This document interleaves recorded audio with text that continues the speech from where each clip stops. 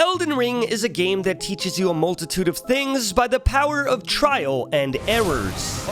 But though this game is jam-packed with random boss ganks, accidental deaths to fall damage, and more bosses than the headquarters of a Walmart, the hardest lesson I learned in my 90-hour playthrough came a lot later than one would expect. In fact, it came at the very end of the game in the form of one of the most infamous Souls-like bosses to date. A boss that not only tested my willpower and resolve, but also my confidence in my ability and everything I once knew. And I'd be lying if I said that this wasn't a difficult lesson to learn. But honestly, it's a lesson that'll change me for the rest of my life. So please, come with me as we go through the tale of the hardest lesson I've ever learned in Elden Ring.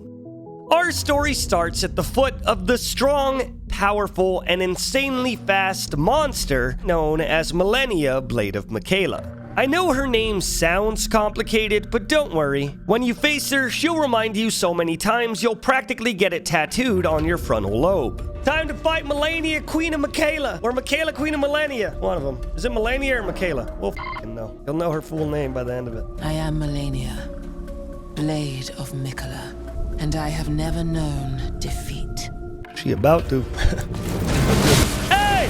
I am Millennia, Blade of Michaela. Millennia is, as some would call, a problem to deal with. She has a command grab that deals a ton of damage. She's fast and calculated in all of her movements. She has built-in lifesteal, meaning if she hits you, she's healing a ton in the process. And the crowned jewel on top of this thorned pile of overpowered nonsense is her insanely overpowered move called Waterfowl Dance. I would like to explain this move to you, but instead, I'll show you.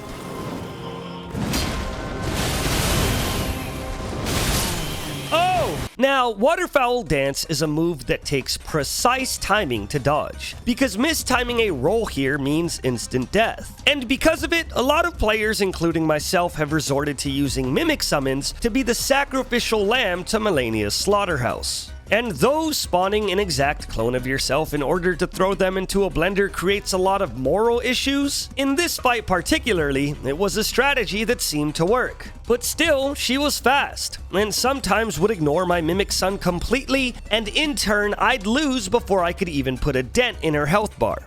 To make matters worse, I also had what is essentially a pretty bad build for the entirety of my playthrough, which revolved around something called Colossal Weapons. Colossal weapons are insanely slow, consume a bunch of stamina per swing, and weigh an insane amount, which is normally kind of manageable, except for the fact that I was holding 2 of them, which basically doubles the problems at hand. Using these is basically about calculating risk and finding slight openings in your opponents to land a massive strike. But let's not forget, Millennia is as fast as she is deadly and attractive. So swinging these giant, stupid, clumsy weapons and taking 45 minutes to pick them up off the ground while Millennia consumes my clone child in front of me wasn't ideal.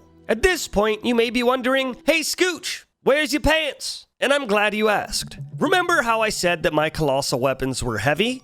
Well, dual wielding them basically made my equipment load so high that I couldn't even put on pants without my spine shooting out of my body due to having too much weight. Still, I tried toughing it out, and with the help of my son, we finally defeated Millennia. Suck my suck my suck my suck my. Is that it? Or is this a joke? Please, no, chat! Don't tell me her ass gets up! Wait. Okay, she's getting up. Her ass getting up for real, for real. I knew it. I knew there was some shit going on. I knew it. I could taste it. I could sense it even. Oh. No! Oh, me. Me.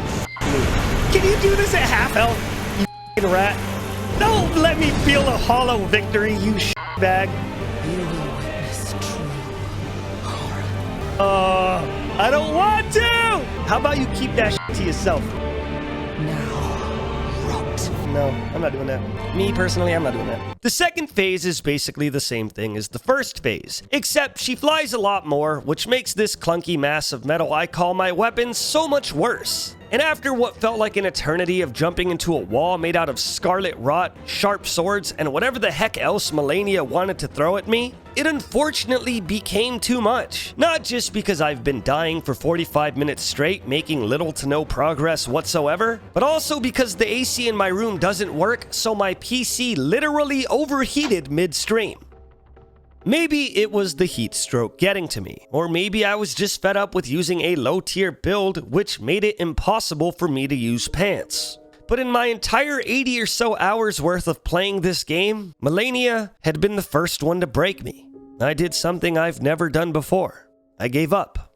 All of my time, my energy, my practice was for nothing. Because for the first time in my run, I felt as if I hit a wall. It felt like my big, heavy, funny weapon build just wasn't good enough.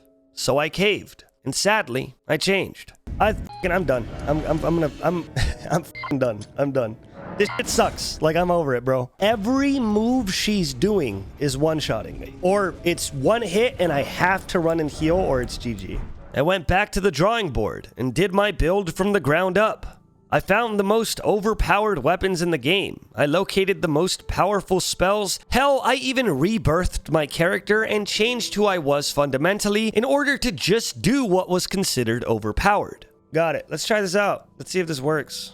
I returned to Malenia, stronger than ever before. Some would even say I was relatively overpowered. And here's why. You see, katanas are widely regarded as a very strong weapon, especially when paired with the bleed mechanic, which means after a certain amount of blows landed, the enemy will take a huge chunk of damage due to blood loss. In simple terms, I was faster, I was tankier, and if I could just play the fight correctly, my clone and I can turn Malenia into Scarlet Sashimi and make it home by dinner. Jesus Christ, she is way easier. Like, way easier. My first try obviously didn't go as well as I would have wished. I've never used katanas before, and since Malenia is known as the literal hardest boss in the game, this probably wasn't the best place to start. Still, I started getting the hang of it. Combined with my Mimic Son applying bleed stacks as well, myself and I started comboing her all the way back to Demon Souls. We staggered her, and with some luck, we got the bleed to stack multiple times in a single chain combo. But as much as I felt like I was getting closer and closer, somehow the victory would always slip away. After what felt like days of getting destroyed,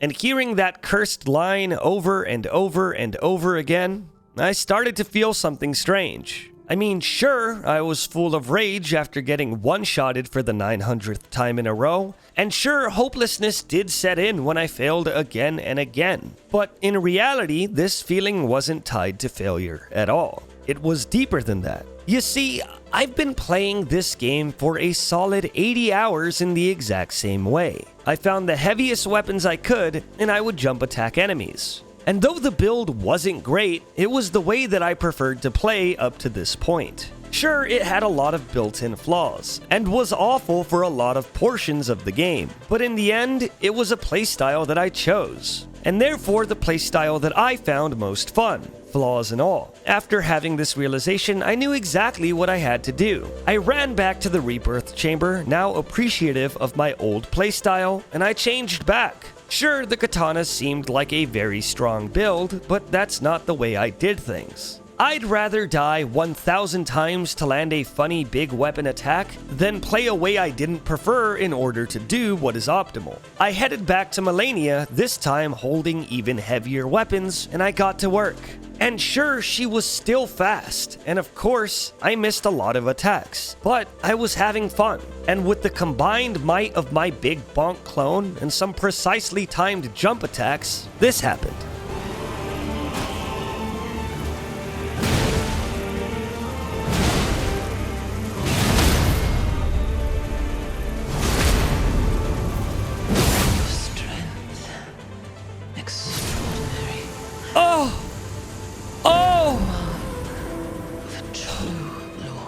Holy shit!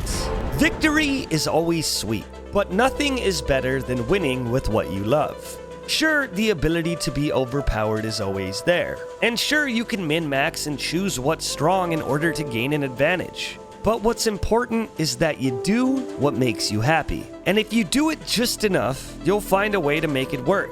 Melania, Queen of Michaela, taught me that being good at something bad is a lot better than being bad at something good.